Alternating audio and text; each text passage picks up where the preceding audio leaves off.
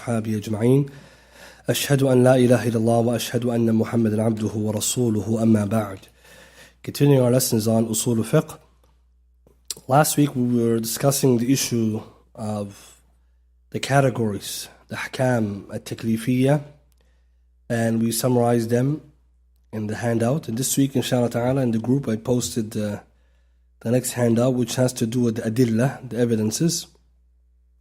And what we're looking at today is the evidences in Usul Fiqh. So what are the evidences the ulama they use when they're determining Usul Fiqh, or determining the rulings, where they derive the principles and the rulings from? So these are the adillah. And so if you think about Usul Fiqh in categories, the first subject we did was introduction, then we went into the different types of ahkam, at-taklifiyya wal-wada'iyya. Then we went into the ahkam at-taklifiyya, the 5 categories, wajib, mustahab, or mandub, mubah, makruh, and muharram. And now those are the rulings in which we're going to derive. All the rulings we're looking for, either something is wajib, obligatory, recommended, mustahab, or mubah, permissible, or makruh, disliked, or muharram, haram, something permissible. So the ahkam, the rulings, are very important because these are the ones that we're going to give the conclusion to. This is what the ruling is. But where do you get these rulings from? This is the subject for today. Where are we getting these from? So to understand this, then the ulama, they spend a lot of time understanding the adillah to shar'iyya, the legislative evidences. And in the handout we see they're categorized in 2. And so before going there, in Islam we have evidences which we can use to make rulings. We'll pull from these evidences to get something is wajib, obligatory or not. So the ulama say what an evidence is any type of benefit or thing that you use in order to reach an intended objective. So in this case, any source in which we're going to use to reach the hukm shar'i. So this is what is going to be, any source we're going to use in order to establish the hukm shar'i. So if someone wants to tell you something's haram, you're going to ask him, where did you get it from? You say, in the Quran. Okay, that's acceptable evidence. Sunnah, acceptable evidence. Ijma', qiyas. But if someone says, I'm going to use ra'i, my opinion, we're going to say, that's not evidence. Right? Because you have to have established evidence. Hence, the scholars divided the evidences into 2 categories. Al-adillatu muttafaqu alayha and al-adillatu al-mukhtalafu fiha. Evidences the ulama have agreed upon, and evidences scholars are different over.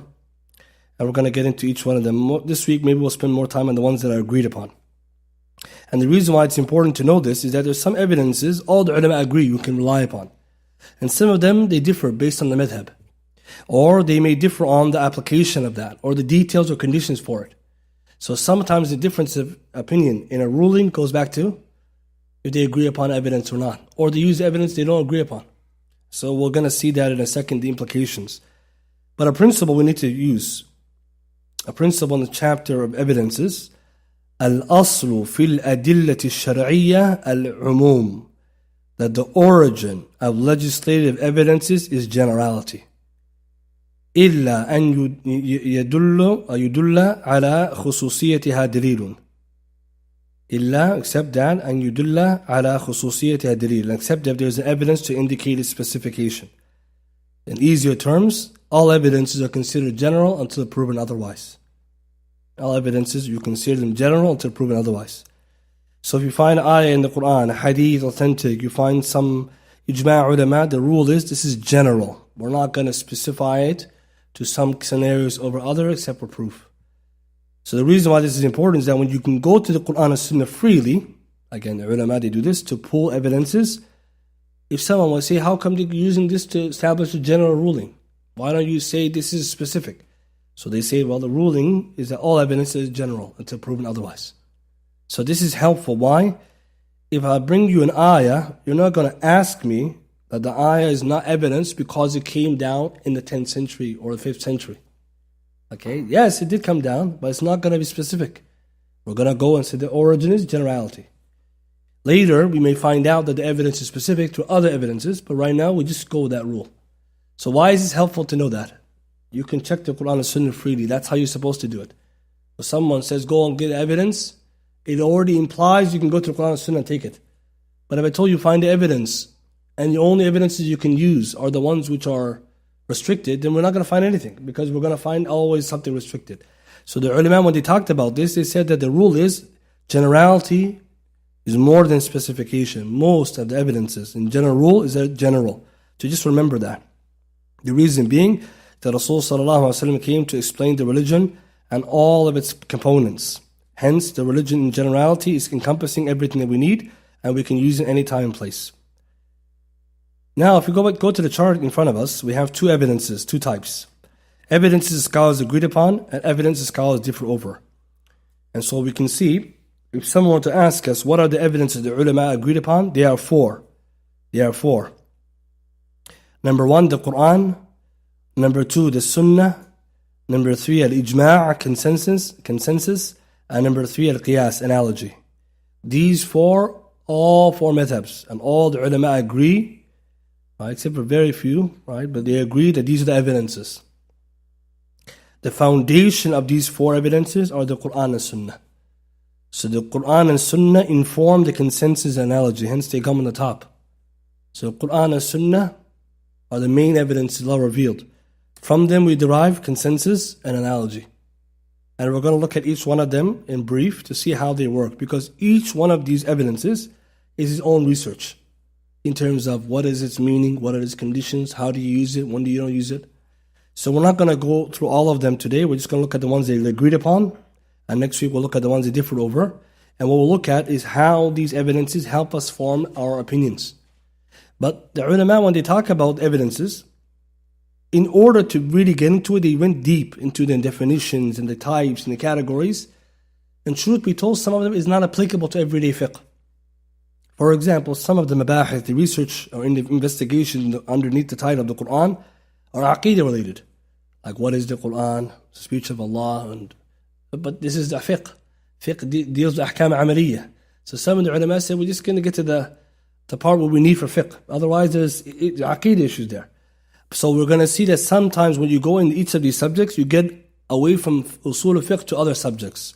Underneath the sunnah, you talk about hadith sahih, hadith da'if, hadith ahad, mashhur. So where are you going? You're going to ulum al-hadith. So some of the ulama say it's better we take out everything that's related to hadith and leave it to hadith studies. Whatever is related to ulum al-Quran, leave it to ulum al-Quran. Because at the end of the day, what is usul fiqh for?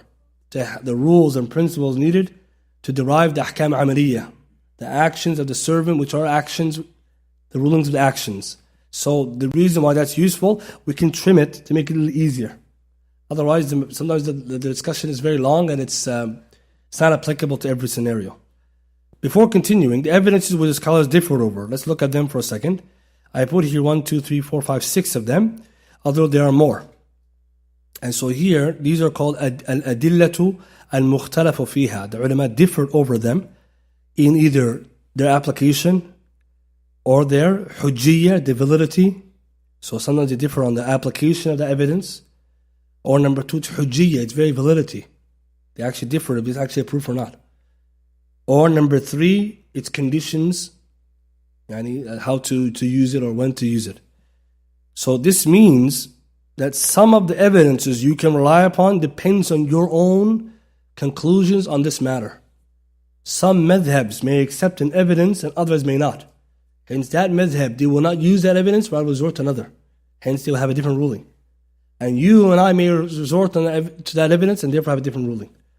An example would be the first one, the opinion of a sahabi. Madhab al-sahabi. The madhab or the qawl of a sahabi, is it hujjah or not? Is it proof? Some ulama say yes, the correct view it is, as we'll see.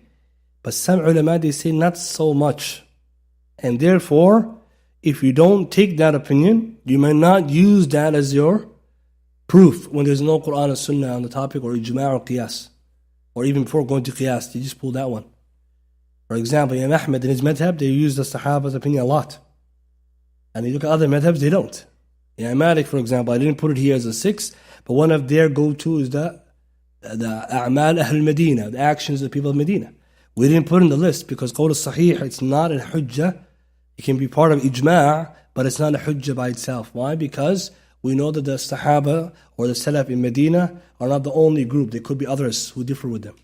So the reason I'm saying this, if you ever were to study the madhabs and the evidences, you can see quickly where they differed in the usul, and that will also help you know when they differed in the furu' and the subsidiary issues. I'll give examples later, you can see it very clearly.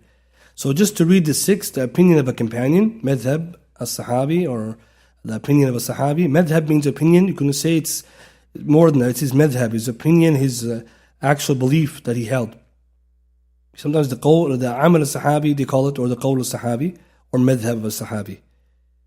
The second one, the legislation before us, al-shara' min qablana. So what came in the Torah, wal Injil, in the Zabur of Dawood, are these hujjah? For example, the stories of prophets. Allah talks about the prophets before us. They did this. He tells us in the Quran. Is Allah indicating that we're supposed to follow that? Or is He just telling us a story? It's a good question. So that's one of the evidences scholars they discuss. The next one, al-istihsanu, juristic preference. When a scholar would prefer one evidence over another or an opinion of another based on certain conditions. Some ulama differ. Is that adilla, istihsan? Can you say this is preferable or this is not without evidence? We'll see later. Connectivity, al-istishab, or istishab could be translated as continuousness, to be continued. So the origin of a ruling is that it continues on its ruling until proven otherwise. Something's mubah, permissible until proven otherwise. Al-istishab. So for example, someone may say, is this thing haram? I don't have any ayah in the Quran or hadith that's haram, so asl, the origin of food and drink is halal, so this thing is halal until proven otherwise. It's istishab. I go back to the origin. It's halal to be, from the get-go, it's halal till now, until you take it away from its ruling. So we're going to see later, can you resort to istishab a lot? Sometimes some scholars may say, I don't have any evidence, therefore it's allowed. But some scholars say, wait, you can't always resort to it. You have to double check carefully these other evidences, as we'll see later. The one we talked about last week or the week before, al-maslaha al-mursala. Maslahatul mursala means public interest or public benefit. So the Quran and Sunnah is silent about something, but generally they accepted the human beings can do things for their benefit, building roads and bridges and hospitals. The Quran and Sunnah doesn't tell us where to build it and how to build it, it just leaves us to the benefit. Right? So Allah wants ihsan. Allah commands us to do ihsan. So this is from ihsan, for example. So we're going to see, when do you use this? When do you go back to that proof? And the last one here, saddu dara'i', the blocking of the means. Saddu dara'i' means something could be by itself halal, or by itself have ruling, but it changes the ruling if it leads to something else. So sometimes the ulama may make something haram, not on clear text, but the fact that it may lead to something haram, the clear text may haram. So out of fear of going there, they block it, therefore they prohibit it. But some may say that's controversial, because its origin is halal and you say it's haram. So we always have to look at the action and what it may lead to, the action and its implications. So an example would be something that's halal, but we know people are using it for haram at a particular context. Can a fatwa say that this thing is haram now? Within that context, yes. An example would be, like when we looked at in Saudi Arabia or the Middle East prior, the ruling of a woman driving. Someone will say, how is it haram women to drive? Saddu dara'i'. Because in that context, and when the fatwa was passed, women didn't need to drive. They had drivers for them, chauffeurs. And for women to drive may open a door to things like haram, ikhtilat, or other things that they were not existing prior. So if looking at this angle, they passed the ruling. And then when those conditions changed, they went back to another ruling. The reason I'm saying this is some people didn't even understand how the mufti, Shaykh al-Baz, passed the fatwa. And they're thinking like, how? This is haram. It's like, you have to understand there's such thing, right? And the reason I'm saying this is because if you didn't know that or you don't agree on its application, then you can see some difference. So we'll see later, each one of these, the reason why it's different over, like we said, either its validity in the eyes of many other scholars or its application, when you can and cannot. طيب, let's go with the 4 that's agreed upon, because that's the most of the adillah we're going to be using. And the way to understand this is that the ulama, when they talk about each one of these 4, they bring headings or masail. And these masail issues are supposed to help you understand how this evidence is to be understood and applied. So let's give some examples so we can benefit. The first thing is the Quran is the book of Allah. We all know this. Kalamullah al-munazzal. Yani Allah revealed ala Muhammad sallallahu alayhi wa sallam as a mu'jiza in and of itself, and to be worshipped by Allah through it. So we know the Quran is the Kalam of Allah. Nobody differed, again from the Muslims, on that. Right? The fact that it is wahi min Allah. Yes, we know the Ahlul Bid'ah, they differed in the interpretation or the definition. Leave that for a side. We're just talking about the Quran as a masdar. It is the number one source of evidence. Now, once we establish this, what does the Quran, or how do we use the Quran for evidences?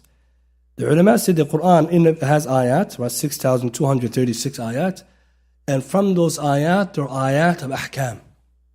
Now you have to remember that the Quran has different things, ayat of ahkam, then they have the ayat to do with the aqidah or the beliefs of the Muslim, and the ahkam to do with, or ayat have to do with the stories, the past, and things like this. Although you can say that you can derive from different evidences or different ayat benefits. But generally there's a genre of books called ayat al-ahkam. The ayat, the verses of rulings. What are these rulings? Allah tells us about capital or corporate punishment, rulings of business, rulings of ibadah, rulings to do mu'amalat, divorce and marriage, nikah, like this, rules. And some of the rules can be derived from ayat, not indicated or not revealed for that purpose. The summary, the Quran has ahkam. We all agree to this. So therefore, when you want to figure out something, you go to the Quran, the book of Allah. But there's something you have to know. The Quran will give you generalities or overarching principles. It's the Sunnah that's going to give you the details. So it's very important, the relationship between the Quran and Sunnah. Quran and Sunnah both wahi. Therefore, we need both of them to understand the murad, the intent of Allah. So sometimes what happens, we may put the Quran here and the Sunnah under. Forgetting that, the Quran is explained by the Sunnah. You need both of them. And the reason why some ulama put the Quran first and Sunnah below is to do with, as we'll see in a second, authenticity. Quran is 100% authentic in terms of its transmission. Whereas the Sunnah is sahih and da'if. So some of them, because of this, said it goes under. But we need to stop there for a second. The relationship between the Quran and Sunnah is between what? Between general and specific. Between obscure at times and clarity. Between unrestricted and restricted. You need the Sunnah to give you the clarity that the Quran doesn't. Simple example. You want to establish the Salah as wajib? قال الله تعالى أقيموا الصلاة. Establish the prayer. You want to establish the time for prayer? إن الصلاة كانت على المؤمنين كتابا موقوتا. Salah is fixed on, for the believers, on fixed time. You want to establish the شروط الصلاة covering your awra وثيابك فطهر. Purify your clothes. يا بني آدم خذوا زينتكم عند كل مسجد. You take these ayat, you get the shurut. كيفية, now how? Hadith Abdul ibn al-As, 5 salah. The Prophet gave us the exact timings. Allah says the salah is a fixed time. Where is it? Hadith Abdullah ibn al-As. Nabi says the dhuhr is this time, fajr this time. He gave us the whole 5. Clothing. Nabi tells us what is the awrah to cover. Allah says to make sure you cover your body. عند كل مسجد, all your body parts. But it doesn't tell us which is for men, which is for women. That's the sunnah. Come to the masjid clean. وَثِيَابَكَ فَطَهِّرْ. One interpretation, purify your clothes from najasa. Which part? What is the ruling if I didn't? Sunnah. So Quran and Sunnah go together. So remember, the Sunnah is more specific. Quran is more general. But you need them both. You need them both. So go to the Quran to learn the rulings and the benefits, the exact evidences, as well as what we can take from the Quran in terms of what is an evidence or how to interpret evidences. Because the Quran and Sunnah are complementary, not contradictory. طيب. One of the topics that come from this now, if we accept that the Quran is the book of Allah, we have to resort to it for evidences. The Quran, when it comes to its authenticity, it's qat'i, it's absolutely definitive. So what the ulama mean by this is that the Quran is 100% authentic, mutawatir in its transmission. Means the Quran, there's no part of it where there's shak. There's no tasheeh needed. It's the book of Allah. قال الله تعالى, you cited. Therefore, when it comes to the Quran, the ulama don't differ on that. They don't say, well, this ayah is da'if. Right? No one's going to say da'if. No. Right? We're going to say the ayah is there. The second part now, its indications. What is the Quran telling us? That can be divided into 2. And this is very important because this will help you understand how the ulama differ about the Quran to begin with. Allah speaking to us, how do you differ? Give you an example. أقيموا الصلاة. It's clear Allah is telling us to pray the salah. Allah didn't tell us the details of it. He didn't tell us how to pray it. So what we take from this, in terms of أقيموا الصلاة as authenticity, they say this is قطعية الثبوت, authentic in transmission. When it comes to its transmission, authentic, 100% definitive. All that means is the book of Allah. Don't worry about authenticity. Keep going. The second part is where the discussion is. What is it indicating? The dalala. What's the meaning of the ayah? That can be qat'i or dhanni. If you understand this, you understand why there's the ikhtilaf in the Quran, in the tafsir and the fiqh. The dalala, the insignificance or indication of the Quran can be both speculative and definitive. How can we explain this? When Allah says, وَثِيَابَكَ فَطَهِرْ, you're never going to find an alim saying with this ayah, Wallahu a'lam, if it's in the Quran. No, it's not, that's not a faqih, that's not even a jahil, right? They won't do that, right? Unless he doesn't know the Quran, right? Doesn't be like, I don't know, I never heard the ayah. They're going to say it's the Quran, طيب. What are we differing? وَثِيَابَكَ فَطَهِرْ. What does thiyab mean? One opinion, clothes. Second opinion, قَلْبَكَ فَطَهِرْ. So you see, what are they differing over now? Interpretation. في tafsir ayah. So this, the ulama say, the meanings can be qat'i or dhanni. This you have to get. If it's qat'i, means clear cut, there's no two ways about it, ijma'. We go right to ijma' usually. But when they differ on the meaning, where are we going? Ikhtilaf. That's why, one of the reasons why there's lots of ikhtilaf is there.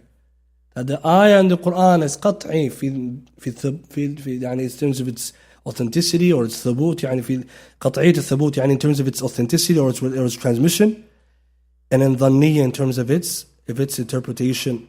And I'm not saying that dhanni means you can't rely on it. It just means there's more than one interpretation. So when you get to the Quran, we don't talk about the Quran if it's authentic or not. Questions about the Quran surround, is this ayah clear-cut or not clear-cut? And that leads us to the next discussion, the first mabhath, muhkam wal mutashabih. Now you follow what the ulama are talking about. Muhkam, mutashabih means definitive, and mutashabih means ambiguous. Another way of saying that is, some on the ayat on the Quran are qat'iyyan, they're clear-cut, definitive, and some are dhanniya.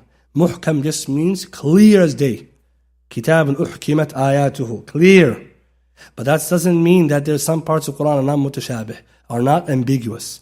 The good news then, the mutashabihat, the ambiguous verses are limited. Very limited.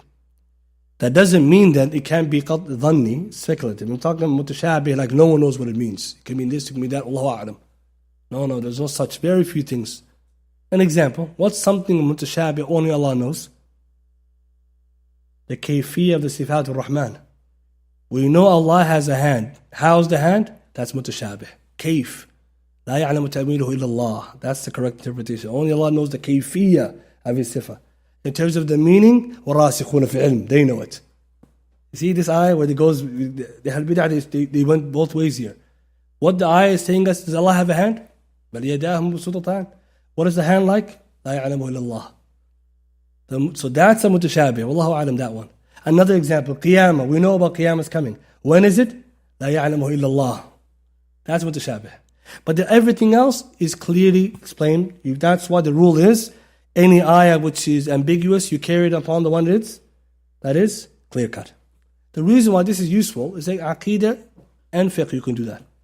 But in fiqh, you're not going to find a lot of the ayat or are going to be argued over mutashabih, because the ulama, besides the Hanafis, don't use mutashabih to refer to dhanniyat. So you say dhanni, it means any ayah which can carry more than one meaning, it's up for ijtihad. And the reason I'm saying this is that because some people, they get really confused when they say the Quran is the book of Allah. One Lord who revealed the Quran, why difference of opinion? Anytime an ayah can carry more than one meaning, it's going to be up for ijtihad. The ulama are going to differ. They're going to take a stronger view or weaker view or majority view, minority view. So in the discussion of the Quran, most of us, when we go to the fiqh, you will always see ayat being quoted. When the ulama quote an ayah which is clear cut, most likely that ayah is going to lead to some kind of ijma'. When it's up for interpretation, dhanni just means it's like open to more than one interpretation. Do not be shocked if it is a ikhtilaf. And the reason why this is helpful to know, no one differs on the authenticity of the Quran, just the meaning. And the reason why Allah allowed some of that to be there is for what benefit? Because Allah knows the nature of mankind. Mankind, what's our nature? Do we differ more or do we agree more? We differ more. وَلَا يَزَالُونَ مُخْتَلِفِينَ. People will always be differing. So Allah, He knows. So some stuff He left it open for, and some stuff He made it qat'i for, and us not differ over. How much salah we pray a day? 5. No one differ on that. Qat'i, right? Bunya al-Islam al-Khams, 5 pillars. And then we have the hadith in the Bukhari Muslim, 5 salah per day. What we differed over? Maybe the timing, how to pray it, what nullifies the salah. We differ on those ones. No one's going to say, yeah, I guess my madhab says 6 salah. Right? If we get that different, we're in big trouble, right? Because there's nothing left. The same way the ummah doesn't differ about the Quran. We differ on the interpretation. So that's why when you think about the Quran, always remember the Quran is authentic. The difference may come in terms of its interpretation. We'll see an example of that later. The second discussion the ulama get into when talking about the Quran as evidence is the qira'at. And the rule is, anytime a qira'ah, a recitation of the Quran is authentic, then if it's considered authentic, then everyone will agree that it can be used as evidence. What does this mean? How many qira'at are there? How many recitations are there? Right, 10. Right? So scholars mentioned. Again, we're talking about the qira'at that we know of. Again, discussion of ahruf is outside of this. So the qira'at that we know of, there's 10 of them. Every one of them, if they're authentic, you can use as evidence. So if you read it with the Maliki Yawmuddin or Maliki Yawmuddin, Maliki Yawmuddin is evidence, or Maliki Yawmuddin is evidence. Right? Qatilu wa qutilu, that's evidence. If you change the qira'ah, it's still evidence. As long as it's authentic. But then the question comes, the qira'ah which is not authentic like the other ones, qira'ah to shadh. This is ulum of the Quran now, but what does it mean? Any qira'ah which is authentic in chain, it's correct in Arabic, but unfortunately doesn't go with the Mus'haf Uthmani, Rasm Uthmani. Now, most of us know, if you study ulum of the Quran, that there's some qira'at, we don't read them anymore in salah. We don't use them in our ibadat because they go against Rasm Uthmani. So the Sahaba and Salaf just stopped using it for the most part. But in Usul Fiqh, what do they say about those qira'at? Can you use an ayah and evidence from a qira'ah which is shadha? The rule is, yes. Every qira'ah, whether it's shadha or anomalous recitation or a valid, authentic recitation, all of it is allowed to be used as evidence. So to give you a summary, every qira'ah you can imagine is valid, is evidence. Why? Because they say that qira'ah which is shadha is like an ayah, like a hadith which is ahad.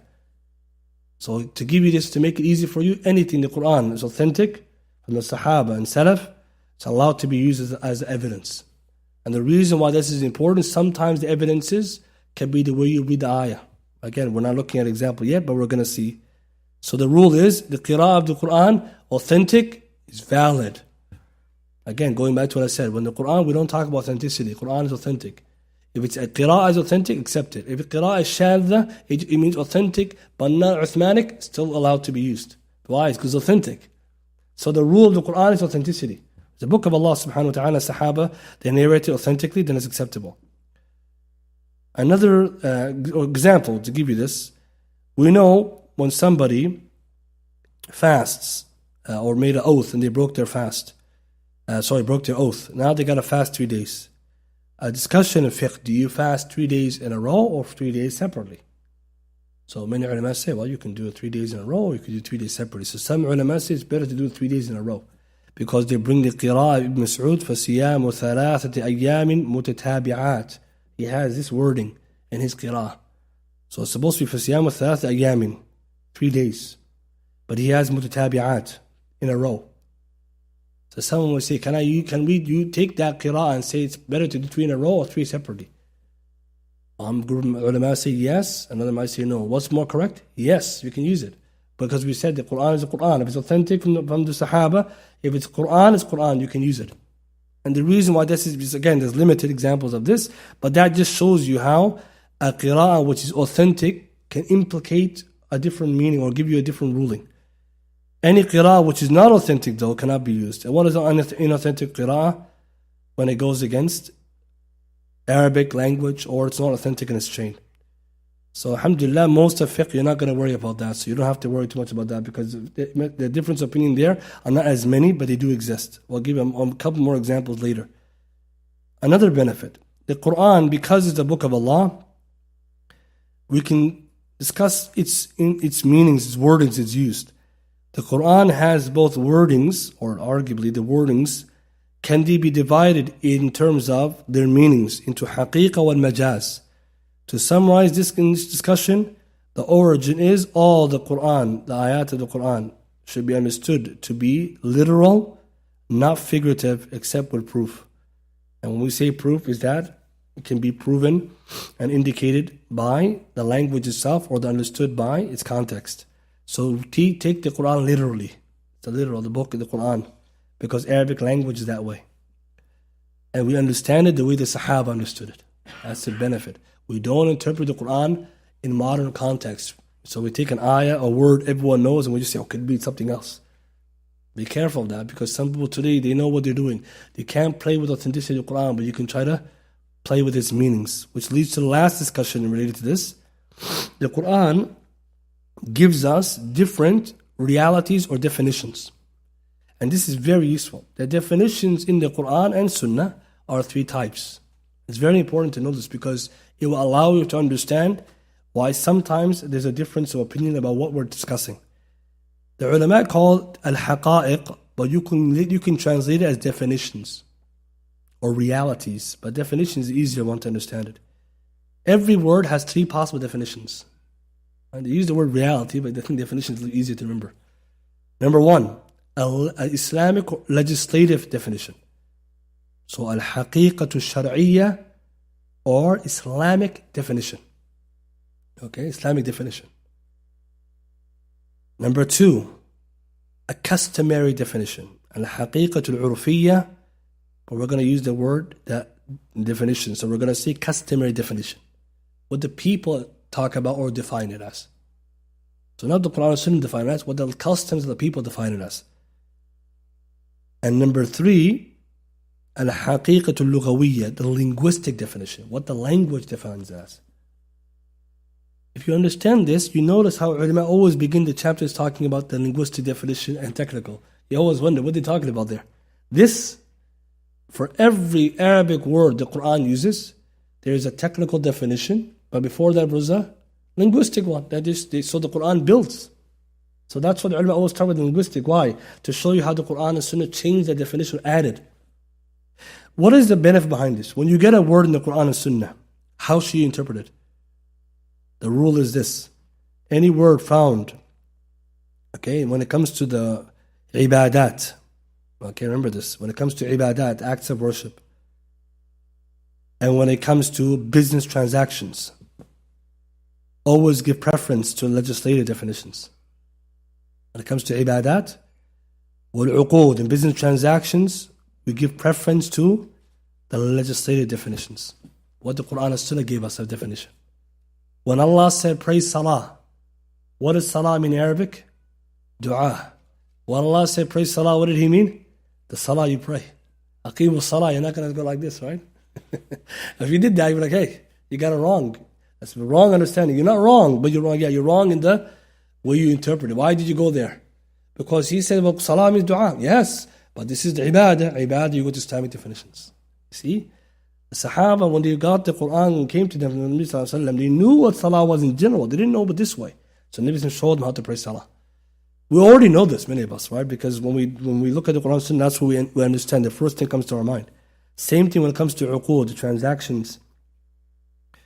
But then the ulama then say, when it comes to other things like people's words or the objects or entities, then we go to the linguistic definition.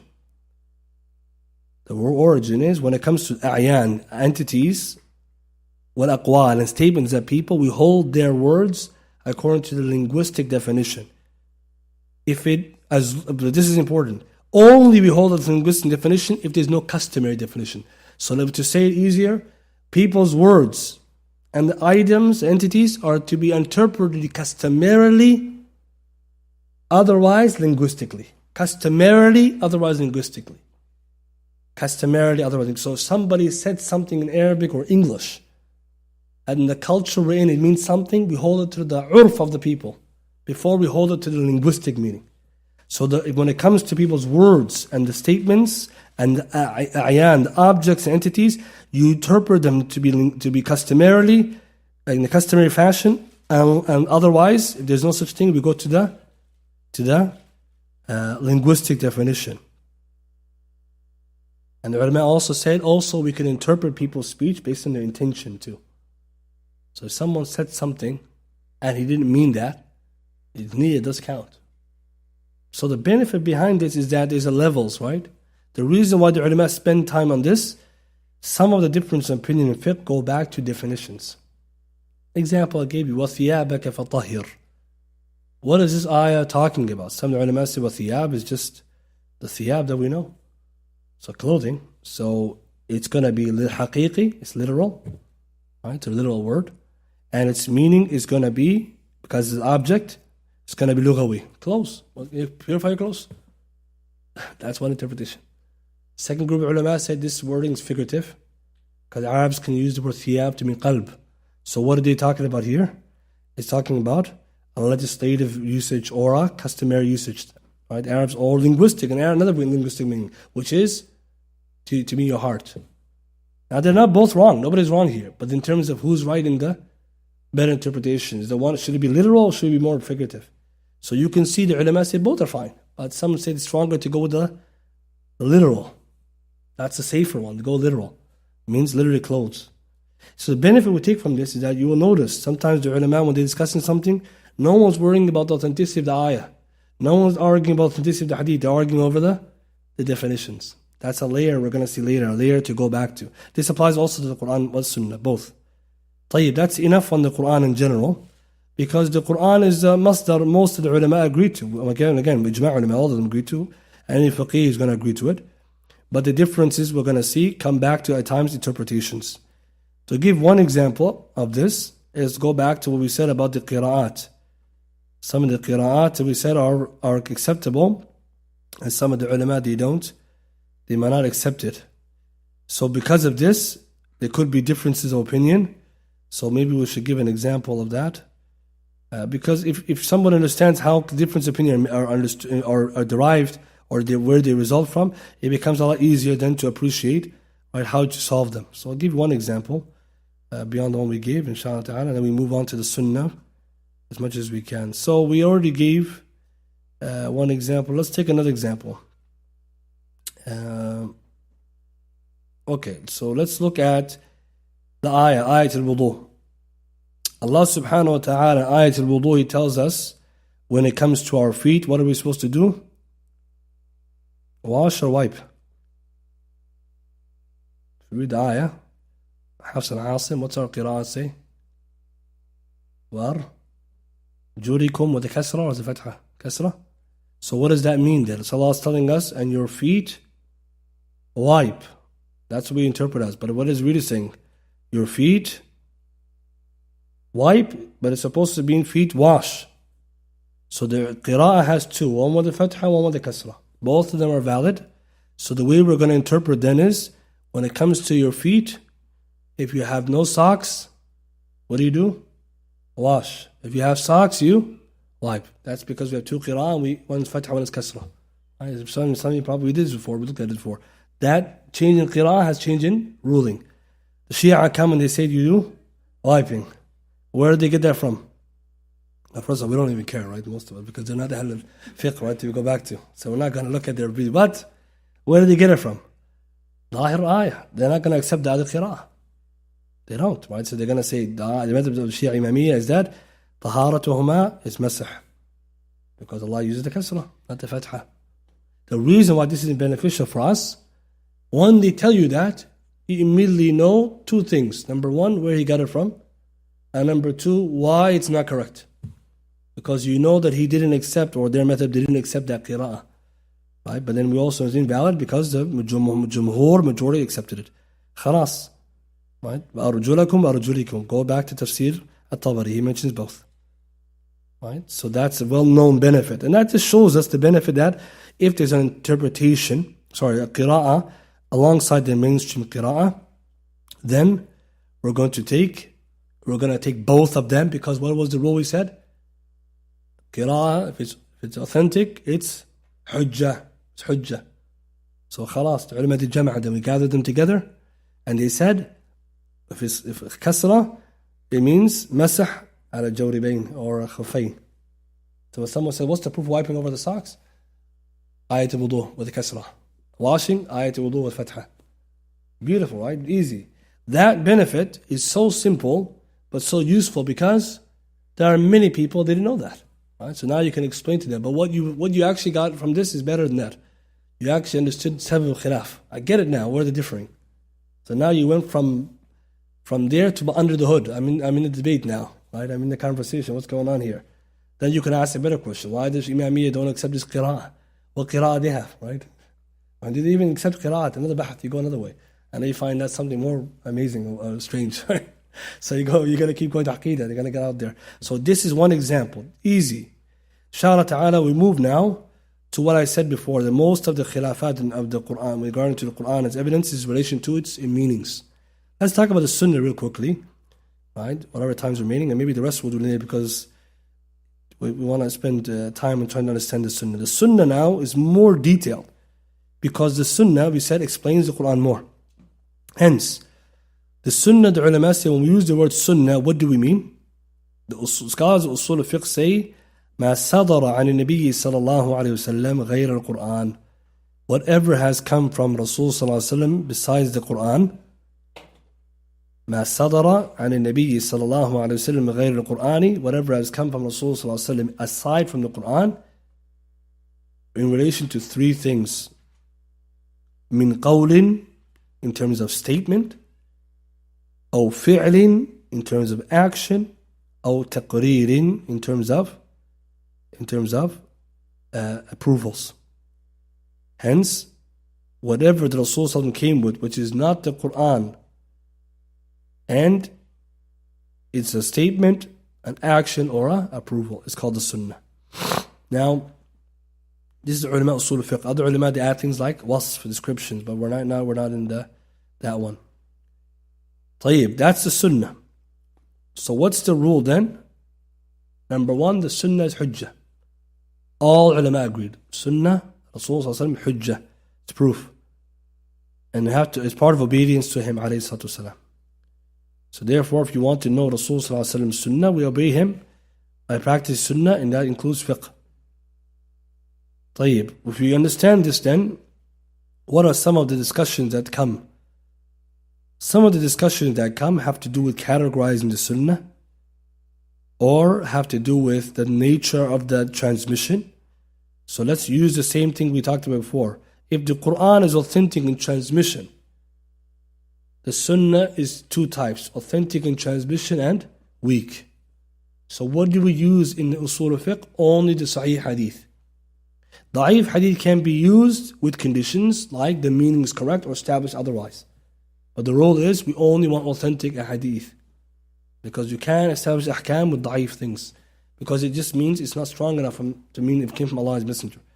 So that's the difference between the Quran and Sunnah. Quran we never check, is ayah in the Quran or not? No, it's Quran. Sunnah we have to check.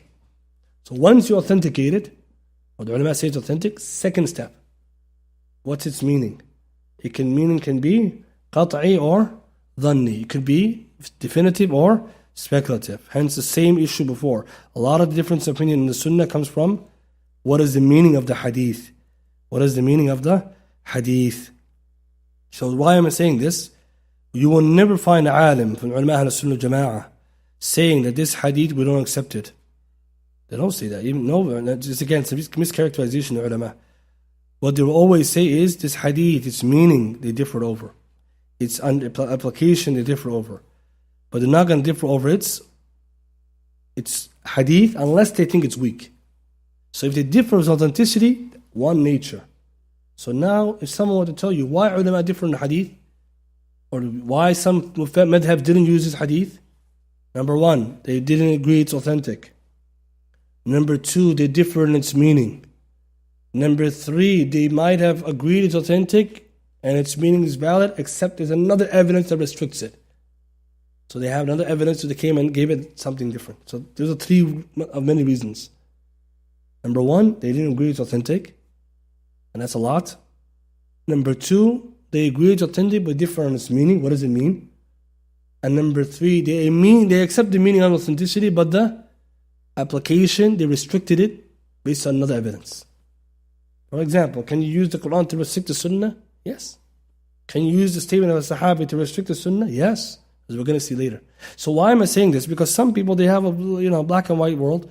They say, how come the ulama rejected the hadith? Yeah, Shaykh, no alim is going to reject the hadith, sahih.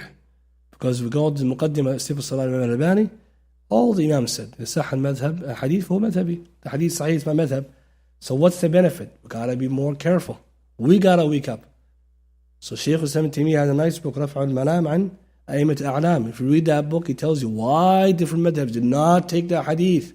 And he mentions things like they didn't know about the hadith, they weakened the hadith, the difference in meaning. He gives you like 3-4 meanings, explanations as to why there's difference. It's a beautiful book. It really calms down the anxiety, like why, for example, the Hanif madhab didn't take the hadith. The better question should be if nobody took the hadith. That's a good question too. And there's actually another rule.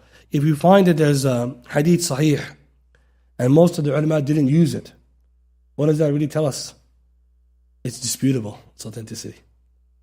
It's a rule, right? If majority of the ulama didn't agree with the hadith, probably not authentic. Because we're talking about Mahmud, Shafi'i, and big ulama. Sometimes we get confused a little bit. The mutaakhirin might have made sahih, but the mutaqaddimin, they have maybe something else to say on it. So you have to go to that chapter first and come back. I'm saying this because it's humility, right? Somebody comes and say, hadith sahih. No hadith, you don't know, Ahmed didn't know, right? You have to be more humble and say, well, why Ahmed didn't take it? That's the question. You have to be humble, right? Why Ahmed didn't take it? Not, I only follow the hadith. This language, we have to move from it. Everyone follows the hadith. But the benefit now, if you think the hadith is sahih, you stick to it. That's okay. That's okay because that's part of fiqh. But we don't want to be like, we just becoming very dismissive of the early scholars. A lot of the conversation, the sunnah has little to do with what we're trying to talk about because it has to do with ulum al-hadith. So we're going to skip it. Ahad, wal-mashhur, wal-mutawatir, those are mabahith in ulum al-hadith. We're going to skip it. What's the summary? If a hadith is sahih, mutawatir or ahad, فهو hujjah. That's it. If a hadith is sahih, mutawatir or otherwise, it's hujjah. That's it. Right? So Ahl Sunnah, we don't ask the question, mutawatir or ahad. La. Sahih, that's all we ask. And then we go with it. And again, you can differ on authenticity, but that's the first thing. So the reason I'm saying that is because some of the books of fiqh, they go into depth. Mutawatir, ahad, mashhur, ulum al-hadith. We're just going to say, so hujjah, go with it. You take it. طيب. The sunnah then, we said, is of 3 types. What was it? Statement, action, and approval. Each one of these has a unique application. Most of the sunnah is what? Qawliyan, statements. Means Nabi Sallallahu telling us things. Then there's the af'al, fi'liyan, what he did. Then taqreerat, what he approved. So when you look to Usul Fiqh, where are you going to get most of the detailed principles? What does the Prophet's words mean? So, and then the second one, what does his actions mean? And the third one, what does his approvals mean? But most of them are his meanings of his statements. So when you look at that one, you're going to see it's a big discussion. Later we're going to get to it because both the Quran and Sunnah have the shared rules as to how to interpret words. In terms of actions, we can give a quick summary for that because the other one will come later. Nabi Sallallahu Alaihi Wasallam, when he does something, how do we interpret it? To make it easy, if he did something out of his own natural habit or as a human nature, then we say this indicates what? This would indicate permissibility. That's rule number 1. Nabi Sallallahu Alaihi Wasallam drank cold water in the morning with honey. That was his favorite drink. What is that proof? Al-ibaha. Nabi Sallallahu Alaihi Wasallam, he used to grow long hair. What does that prove? Permissibility. Nabi Sallallahu Alaihi Wasallam, he used to walk fast. Generally, that's his habit. That means it's permissible. And then, of course, sometimes we're not sure which one it is. So we're going to go to the next one. But why I'm telling you that? We said last week, some sunnah are sunnah of customs. There you go. So now, if I'm growing long hair, am I doing the sunnah? Sunnah adiyah. Because that action the Prophet did he grow it for ibadah or did he grow it for customs? That's the question you're going to ask. Number 2 now, the statement where the Prophet ﷺ did something and it proves that it's only for him. It's unique to him. Only he's allowed to do it. That one, the ulama say, you're not allowed to follow him in it because it's specific to him. So this is called the khasa'is in Rasul, special qualities that only he has. Like him marrying more than 4 wives. Right? Some people say, mashallah, sunnah. Right? If you go there, you're going to end up like Khawarij. Because the Khawarij believe you can marry 9 wives. Right? Because, mathna wa thulath wa ruba', 1, 2, 3, put together 9. Astaghfirullah. That's a khawarij. You can never, see the problem with the guys. This kind of stuff. We know it's subhan al-ahlam. Where are we going with that? But if somebody in Africa said Nabi Sallallahu Alaihi Wasallam did it, and this is a problem, some cultures, they think it's sunnah. Because the ayah says one thing, Rasulullah did something else. So how are you going to answer it? You're going to say, brother, you're right and wrong at the same time. You're right that he did it, alayhi salatu, but you're wrong in your evidence. Because some people didn't know this. They never knew this sort of thing as khasa'is. Another example, Nabi Sallallahu Alaihi Wasallam, we know, for example, in one part of the ummah, or the sharia, seerah, he used to pray qiyam al-layl wajib on him, then Allah made it sunnah. So some things he has to do. Wisal, he can do it. He can make it fast all the way to next fajr. We can't. Okay. That one we're not allowed to follow him. Third one, Nabi Sallallahu Alaihi Wasallam did something where it is clearly an ibadah. Then that action will be considered an ibadah, and it depends on what it's clarifying. So he did something which is known to be either wajib, recommended, or permissible. So therefore we ruled that action to be either wajib, recommended, or permissible, based on what the Quran and Sunnah, or his words, or the ayah and the Quran say. Example, Nabi Sallallahu Alaihi Wasallam did i'tikaf. I'tikaf is recommended because Allah tells us to do i'tikaf. When Nabi Sallallahu Alaihi Wasallam did i'tikaf, it's still recommended. Nabi Sallallahu Alaihi Wasallam, for example, he used to pray tahajjud, recommended. Allah tells us in Surah Muzammil to do tahajjud. He did it. Mustahab. Ayah says mustahab. So nice, very simple. Nabi Sallallahu Alaihi Wasallam, he did something permissible, then it means permissible. Another example, he did something to clarify something the Quran talked about. So there's something in the Quran that's not clear, but Nabi Sallallahu Alaihi Wasallam did the clarification. So that would be then explanation, explanatory sunnah. A simple example, وَأَقِيمُوا الصَّلَاةِ, establish salah. How do you pray salah? Nabi Sallallahu told us, the man pray poorly, stand up, face to Qibla, say Allahu Akbar, then read Fatiha. He explained it. When he did it, when he got on the minbar, he showed us. It was mujmal, and it was obscure, and he made it mubayyin, clear. The reason why this is useful, whenever we don't know how to do something, go to the sunnah. Because he's going to tell you, his job is to explain. So sometimes we get caught up in some things in the Quran. What does this mean? Go to Rasul Sallallahu Alaihi Wasallam. He's going to clarify. So in his sunnah, he has to clarify things. So in a simple example will be, imagine we're trying to find out how to give zakat. All we have to check is what the Rasul did and said. He's going to tell us. We don't have to worry about, for example, the generality of the word. His job is to clarify. The last one, the scholars would differ over. If any action, we don't know if he did it as an action of customs, or natural habit, or ibadah. Which one should we prefer? So some things Nabi Sallallahu Alaihi Wasallam did, we don't know if he did out of ibadah or did out of adah. It's customary for him to do it, or it's an ibadah he's showing us. Here the scholars, they differ. And what's more correct, wallahu a'lam, we should hold it to be a ibadah. Take it because his job in general is to clarify the deen. So if he did something, the asl will be it's a qurbah. It's a drawing near to Allah. We should interpret it this way until proven otherwise. So how do we know when the Prophet grew his long hair, it wasn't ibadah? Anyone can show us why we know that growing long hair is not ibadah and it's just a custom? What evidence do we have? Good. The Sahabi had long hair and Nabi Sallallahu Alaihi Wasallam told him to better to trim it. Or that he mentioned in Bukhari and Muslim that the Jews and Christians to part their hair one way, he did it that way, then later he used to agree first with the mushrikeen, then he agreed with the Ahl Kitab. So he's changing the hairstyle based on the customs. He didn't want to agree with the mushrikeen more than Ahl Kitab. Ahl Kitab are close to the haqq. So he's changing hairstyle based on customs. That means it's customary. Okay, let's give an example of in ibadah. Al-jalasatul istiraha fi salah. If you go to Sifat Salah al-Albani, what does he say? Jalasatul istiraha, the sitting but after the first rak'ah for rest, he says it's sunnah, right? The other opinion amongst the ulama, it's adah. Nabi says it's old. It's a practical example. Many ulama don't mention this in their Sifat Salah. Shaykh Albani took it to be sunnah. Okay, now you're going to explain why. Where's the sabab khilaf? Where's the difference of opinion here? Fi'al Nabi sallallahu alayhi wa sallam in ibadah, asal is ibadah, but this time we have a context, something showing that he sat because he was an old man at that time. How do we know? Malik bin Huwayrith, when he came to him, Nabi sallallahu alayhi wa sallam was senior in age, towards the end of his life. So he sat like that because he was older, so he needed to take a little break before getting up. So the ulama say, if you're old or you need to break, then you do it. Why? Because it said this is an ad or just something customary for older people. The other group of scholars say, no, it's sunnah. Why? Nabi Sallallahu said to Malik ibn Huwayrith, Sallu kama ra'aytumuni usalli. He said, right after he finished, he said, Malik, pray, you see him praying. So the other group said, but he didn't mean that part. The other group said, no, he meant that part. So you see, this now the debate is going over what is action happening here.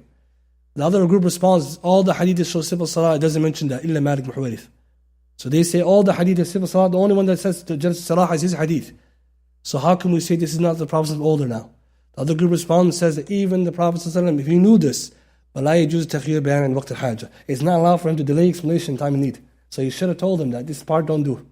So you see, now it gets interesting, right? Now you can look at both sides. Some of us are probably shocked. I didn't know it's even a debate, right? But if you read the books, now you get it. Right? Shaykh Albani, he has a strong opinion, right? And again, he shows you where he got it from. He knows what he's doing. But when me and you look at both sides, like, mashallah, this is a beautiful discussion. But the benefit is you're not going to be like on somebody's case because you have to first know why they differed. But the more safer view is that if he did it in the ibadah, or we're not sure if it's ibadah or it's adah, it's better to carry his ibadah. And some ulama say this is true, except if we have proof otherwise. Anyways, last sunnah for today and last discussion. The one that some people forget, the sunnah to tarkiyyah. Very important sunnah. The sunnah of abandonment. A sunnah to tarkiyyah is a sunnah that we need to study today and revive and explain, and some ulama have pushed it heavily in books saying the difference between bid'ah and sunnah is here. When you talk about what Rasul did, we said qawl, fi'l and taqreer. A sunnah to tarkiyyah is the sunnah of the things Prophet did not do. He could have done, but he chose not to. So the definition would be anything. Okay, it's very important, the definition, to understand what is sunnah tarkiyyah. So the general meaning, he didn't do it. But he could have done it, but he didn't. Not he could have done it because it's not possible. For example, Nabi didn't use microphone. There's no microphone. We're not talking about that. We're talking about something he could have done. So, kullu shay'in, anything. Kullu shay'in, anything.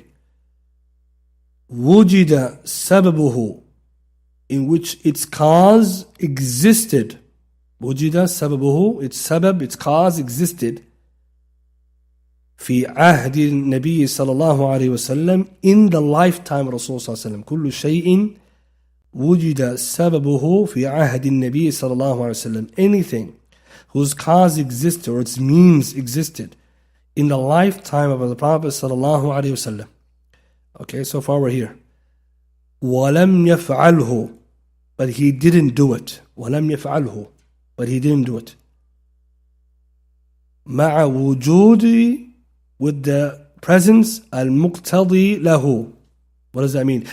He didn't do it despite the need or the reason for it to be done. So any sabab, any cause that existed at the time of Rasulullah, and he didn't do it. Okay, so far we're here. مع وجود المقتضي له. مقتضي له means the reason for him to do it, the motive existed. وَالِانْتِفَاءِ الْمَوَانِعِ, and the preventatives were absent. These last parts are so important. مع وجود المقتضي له, the reason for him, the motive was present. وَالِانْتِفَاءِ الْمَوَانِعِ, and the preventatives were absent. So he could have done it. He didn't do it, even though there was a reason and no preventative. Nothing to stop him. فَتَرْكُهُ السُنَّةِ, then not doing it is also sunnah. Because whatever he sallallahu alaihi wasallam left off for a reason, should be left out for a reason. And whatever he left off because it didn't exist, doesn't mean you can't do it when it exists in your time. Simple example. Nabi sallallahu alaihi wasallam for Salatul Eid, there's no iqamah wal adhan. Okay, follow this example. Simple one. The Sunnah the Eid, no adhan wal iqamah. Right, so you notice that we straighten the lines and we just pray. So someone will say, okay, why? All the hadith said Nabi sallallahu alaihi wasallam for the Eid, he didn't do it. Was there a muqtadi lahu? Was there a reason for it? Lots of people are coming, they're scattered. He could have said, Allahu Akbar, Allahu Akbar. No, he didn't do it. There's a reason there. Was there a preventative to stop him? Like Bilal was absent that day. Right? No, he was there. They didn't do it. So therefore leaving off is sunnah. And if you do that, then it's considered bid'ah. That's one of the one of the definitions of bid'ah is this one. And one of the many ulama hang on this one. Anything the Prophet ﷺ could have done in his lifetime when the reason existed and the preventative was absent, yet he didn't do it, is sunnah to leave it and to do it as bid'ah. Hence, in today's time when the ulama say we shouldn't do this, and some people are shocked, why brother? This is bid'ah. Why is it bid'ah? Nabi ﷺ didn't do, but we can do it. We said to him, did it exist at the time of Rasul ﷺ, this cause? Did a motive exist? Was there a preventative to stop him? No. He didn't do it, then you don't do it. Sunnah Tarkiyah teaches us that Nabi ﷺ's inaction is an action. Not doing is something. And you need to pay attention to this because sometimes this discussion gets really heated. Because the ulama differed on this heavily. What's a bid'ah, not bid'ah goes here. And some ulama have their own interpretation of bid'ah or different definitions, so sometimes they're debating definitions. So it's a tug of war on definitions. But Shaykh Islam ibn Taymiyyah indicated towards this in Iqtida Sirat al-Mustaqim, and many of our contemporary and past scholars, they hold on to the same principle. Now, the reason why this is beautiful is that anytime you want to follow the sunnah, from the sunnah is not to do what's not the sunnah. That's it, all right? So what benefit from this is that the sunnah of Rasulullah is to be taken as hujjah in the categorizations we learned today. At times, we can learn that the differences in fiqh go back to the sunnah. Let's just give one example when we finish to show how this will be applied in actual fiqh. Right? How would it be applied? So let's give the example of a hadith that exists but it's weak, or the scholars differ on authenticity. One example is wiping the head in wudu 3 times. So the sunnah of wiping the head is how many times? 1. Now some of the ulama differed and said it's recommended to do more than 1, either 2 or 3, depending on how many times you do the rest of it. If you do 1 for each, 1. If you do 2 the all body parts, the head gets 2. If it's 3, it's 3. And some say 3 by itself, a tathrith, and they bring a hadith. What is the difference of opinion on this? It goes back to a narration that was reported. And so they bring a hadith that shows, the hadith of Uthman, that Nabi Sallallahu wiped the head 3 times. Well, why the other scholars didn't take it? They said the hadith is da'if, and they opposed the hadith in Bukhari and Muslim. Another thing they also differed, they said that the hadith about tawadda'a marra, Nabi Sallallahu made wudu everything 1 time, wa marratain 2 times, wa thalathan 3 times each, is the hadith was general. But the hadith that comes about the simple wudu said the head did once and the ear once. So he says he washes his face 3 times, hands 3 times, head once, ears once, then feet 3 times. So they said look at the numbers. So that hadith clearly shows 1. So if you find some books of fiqh saying 3 times for the head, you're going to see that they differ on the hadith. That's it. That shows that no one's going to differ that the hadith is not proof. That's the differ on the authenticity of that hadith. Another example would be washing the beard in wudu. Same discussion. Takhreer lihya fi salah. Same discussion. Why? Because some ulama differ on the hadith. Let's give another example. Nabi Sallallahu Alaihi Wasallam's actions. Right? These actions himself, alayhi salam, are they to be taken which way? How do we interpret them? So we said Nabi Sallallahu Alaihi Wasallam's actions are to be taken as ibadah. But sometimes the ulama differ then. If it's an ibadah, does it indicate wujub or does it indicate sunnah? Okay, simple example. رفع اليدين في الصلاة. Raising the hands in salah. What's the ruling on it? It's sunnah. So majority of ulama said that. The Zahiriyya said it's fard. Okay, so where are they differing here? What's the difference opinion on? Sunnah. Okay, it's hujjah. Next step. Where are they differing on? Hadith. They get to the hadith. We're all on the same hadith. We're using the same hadith. Sahih. Okay, good. Sahih hadith. Next. Interpretation. They're saying the interpretation is fard. Where are they getting it from? They're saying that Nabi Sallallahu Alaihi Wasallam, he did it, but when you look at his ibadah, he always used to do it. Right? So they're saying that Nabi Sallallahu Alaihi Wasallam, he used to do it, and his actions in ibadah are to be done because he never left it off. Which is one of the definitions, if something is fard or not. But the other scholars are going to say it's not fard because Nabi Sallallahu number one, in the hadith man who prayed poorly, he taught us the arkan. Okay, the arkan are there. The wajibat, you need something clear wording. Nabi Sallallahu did it, but he never commanded it. So we're going to interpret it as something recommended.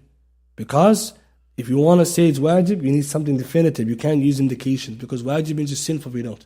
So the jumhur are safer in calling it sunnah because we don't have any clear wordings of command. So what is the Zahiriyya left with? Actions of Rasulullah. And what is the action of Rasulullah? You can interpret his actions as being sunnah or wajib. When is the ihtimal, possibility, we can weaken the evidence to lower it. So khalas, the correct opinion is sunnah, safer to say this. The benefit we take from all of this is that when you look at all of this, you can start noticing that where the differences are. And next week we'll talk about, inshallah ta'ala, the qiyas and the ijma', and then we'll move on from there. Anyone has any quick questions, inshallah ta'ala? We'll take it. Yes. Inshallah.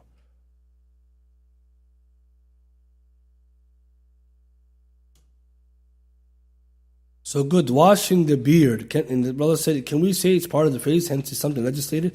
So they differed by looking at, number one, there's a hadith specifically on it. So some differ on the authenticity of the hadith. And as some of them, they said, as you said, that even if it's not a hadith, then it comes in the generality of the face. Now the other difference is it wajib or not? Then it got into another difference. So we agree that it's definitely recommended, but the real difference was, it's not wajib. So Malik, some of his madhab, they say it's wajib, because they say, فَغْسِلُوا وُجُوهَكُمْ. The wajh is general. The other group said it's not wajib. Why? Because they said that if it's the part that's on your face, wajib. The one that's below your face, not wajib. Because the wajh has a dynamic. So that's where they went. So the benefit we take from this is that then there been the hadith. The Messenger, he washed his beard. The one that's below is like the long part of the beard. So that's the thing. You're going to just find these differences. But the reason why it's important to know all this, later when you go to fiqh, when you look at what the different opinions on, you're going to just find out where they're differing. Then you follow the principles that you know and you get the correct opinion. If there's some discussions or no evidence to begin with, then it's going to be really interesting because nobody has evidence. No one has something clear cut. So what are they going to do? Everyone's going to bring what they believe to be stronger. Ta'lilat. Someone's going to use this opinion. Now, so what's the beauty about fiqh is that when there's a difference, the real fiqh is not to know the difference of opinion. The ulama like Shatibi mentioned others. The real faqih, the real mujtahid, he knows the sabab ikhtilaf. You know where the difference is going down. If you want to be a mujtahid, you have to know where it is, pinpoint where the things are going down. Because if you can do that, then you have the skin in the game. You're in the game. You're in the field. If you just sit in there, ikhtilaf, everyone knows ikhtilaf. He said mu'tabar, not mu'tabar. And we're going to see later, ijma' and ikhtilaf go hand in hand. When there's ikhtilaf, it already means there's no ijma'. Because haram to have ikhtilaf amam al-ijma'. And haram to do ikhtilaf amam al-nas. As we learn later. So one of the beauties behind this is that we're going to start going closer to being better able to defend the correct opinions, inshallah ta'ala. And last question, otherwise we'll finish the last one. Shadha, yeah. Yes, so yeah. So good. So the ulama say when it comes to qira'at, which are shadh, that those qira'at, they're authentic, but they go against Rasm Uthmani. Hence, after the establishment of Ijma' al-Sahaba, they started to use those qira'at for other benefits, either tafsiri, explanation purposes, for evidence, or for wording to benefit in terms of deriving rulings. But in terms of ibadat, they left it off. Either some ulama earlier said you can use it, but many fuqaha say not, because after the Sahaba unified with Uthman's Mus'haf, they stick with it to bring unity. So then it becomes then a ijma' of them later. And that's the better way. But so the difference between two is that what you can do in salah is different when you turn to interpretation. Because we're not saying it's not Quran. We're just saying now when you're reading, they avoid it for many reasons. One of the problems they can cause. And right now even the qira'at, people don't know. Imagine qira'at shadda. People, they're just going to beat you and you have no idea what you read, right? It could even create serious fitna, right? And that's why it's not hikmah. But today the ulama mentioned after this, you should avoid that. But there is a discussion, right? Is the salah valid? That's a different discussion. But the way that we use these then is that they're benefit for the interpretation and for explanation. Hence, go to any tafsir book and the qira'at are there, including the ahruf even, the earlier recitations. And it's a useful benefit, showing Allah revealed it for wisdom. But it doesn't mean it's a must to recite it, because there's a hadith sahih that says that every recitation, all the ahruf we have, if you memorize one of them or you preserve one of them, it counts for all of them. So that would also mean that we're not losing the Quran necessarily, but we're using it in a more specific way for our greater benefit. And we'll talk about that maybe later, and when it's said the daraya, why that happened, why did that stop happen? We're closing that door for a reason. بارك الله فيكم. سبحانك وبحمدك أشهد أن لا إله إلا أنت أستغفرك وأتوب إليك.